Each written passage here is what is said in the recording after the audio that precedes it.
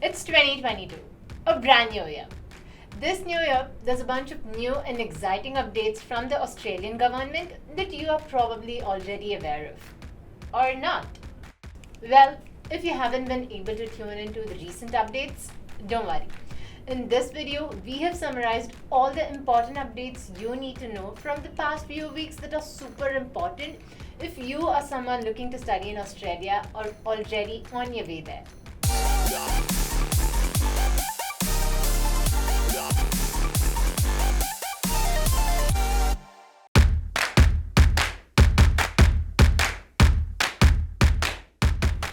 This is Pooja again, and welcome back to our channel Pathfinder by AECC Global. No matter where you are in your educational journey, whether on the aspirational path, the preparatory path, or the pre-departure path, we have got you. A big hello to you if you are new here. Make sure to hit the subscribe button so you don't miss out on all the new content we're growing. Number 1, Australia's new quarantine announcements. Australia has announced new quarantine requirements for travellers entering the country. First, you will need to show authorities proof that you have been fully vaccinated as per Australia's guidelines. You must also provide evidence to your airline when you check in of a negative COVID-19 PCR test taken within 3 days before your flight's scheduled departure. If you are an unvaccinated student visa holder, even if you are vaccinated with the TGA unrecognized vaccination, you will need to obtain a travel exemption to enter Australia. Most importantly, please ensure all your Commonwealth entry requirements are in order, including ensuring if you can travel and completing your Australian travel declaration online at least 72 hours before departure. Also, all international students entering Australia will have to follow the required testing and quarantine regulations of the state to which you will be traveling to. Number 2, no cap on working hours for international students. In order to ease the worker shortage due to the recent Omicron outbreak, Prime Minister Scott Morrison has announced that the federal government will remove the 40-hour a fortnight limit on student visa holder workers. This means you will no longer have restrictions on the number of hours you can work. How amazing is that? The lift in restrictions will benefit you as well as the industries. Some jobs already being benefited are bricklaying and petrol retail industries. This restriction was lifted last year in May for the tourism and hospitality industry as well. Number 3, visa charges to be waived for international students arriving in Australia.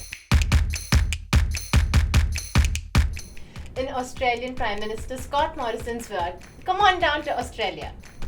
The nation has been grappling with worker shortages due to the arrival of the new Omicron COVID-19 variant.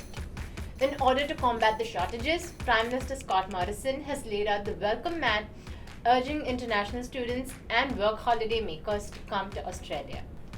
International students and working holiday makers who arrive in Australia will have their visa application fees rebated in order to encourage you to enter the country. This couldn't have come at a better time. International students will have the fees waived for 8 weeks, and the changes will be in place for 12 weeks for working holiday makers. The current visa application fee charge applied against international students is $630 and against working holiday makers is $495. Treasurer Josh Frydenberg hopes changes to the application fees will make a big difference in dealing with the ongoing workforce shortages. According to Mr. Frydenberg, the government wants to lure an estimated 175,000 foreign students and working holiday makers to come to the country, and the scheme is expected to cost a whopping $55 million. Number 4, good news for fully vaccinated students traveling to Queensland. Guess what? As per recent changes made by the Australian government, there will be no restrictions on entry to Queensland and no quarantine requirements. But you will need to take a rapid antigen test within 24 hours of arriving. Please know that the federal requirements also stipulate that all international arrivals into Australia must provide evidence of a negative PCR COVID-19 test within 72 hours of boarding their flight. And those who are not fully vaccinated will have to undertake a period of quarantine. There are a few other conditions that apply, including the requirement to take a RAT within 24 hours of arriving.